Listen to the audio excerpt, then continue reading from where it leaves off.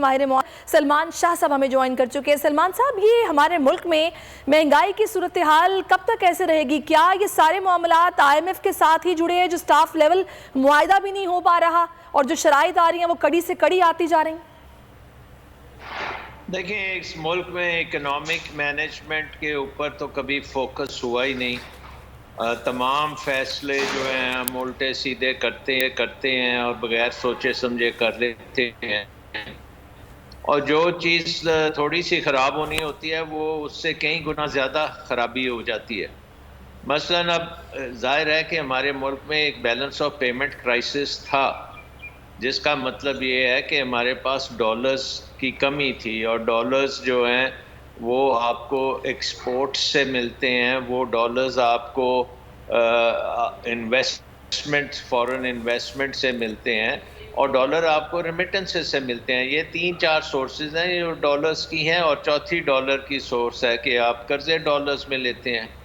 اب دنیا آپ کو قرضے دینے کو تو تیار نہیں ہے، بٹ باقی چیزیں تو آپ کر سکتے ہیں نا، لیکن اس طرف ہم نے دھیان نہیں دیا۔ ہم نے اپنی اکانومی کو ایسی امپورٹ ڈیپینڈنٹ اکانومی بنایا ہوا تھا جس کی وجہ سے یہ کرائسس آیا۔ اب ہمیں دوسری طرف جانا پڑے گا کہ ایکسپورٹ اورینٹڈ اکانومی بنانی پڑے گی، تو اس میں ذرا تھوڑا سا وقت بھی لگے گا، لیکن اس میں مہارت چاہیے۔ یہ نہیں ہے کہ جس طرح یہ گورنمنٹ کر رہی ہے کہ آپ نے پوری جو کشتیاں ہیں کراچی میں وہ ان لوڈ نہیں کر سکتی کیونکہ آپ نے ایل سی نہیں کھولنی، اور اسٹیٹ بینک مینیج کر رہا ہے کہ کس کی ایل سی کھلے گی کس کی نہیں کھلے گی، اور کوئی اوپن مارکیٹ میں کبھی جاتا ہے، کبھی کوئی حوالہ مارکیٹ میں جاتا ہے، کبھی پشاور مارکیٹ کی بات کرتے ہیں۔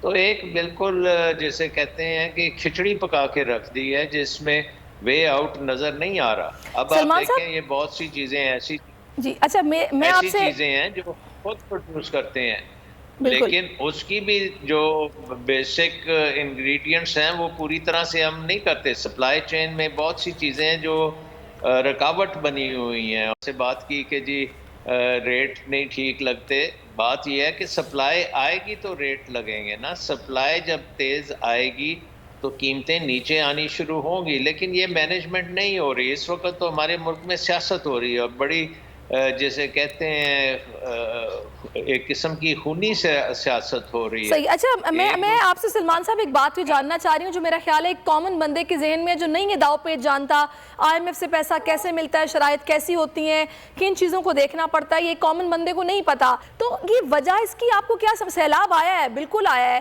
لیکن اشے خورنوش کا اتنا مہنگا ہونا، ہمارا ملک تو وسائل سے مالا مال ہے، اتنی زرخیز زمین ہے، کیا ہم اپنا کچھ نہیں اگا رہے جو ہمیں کھانا پینا اتنا مہنگا مل رہا ہے؟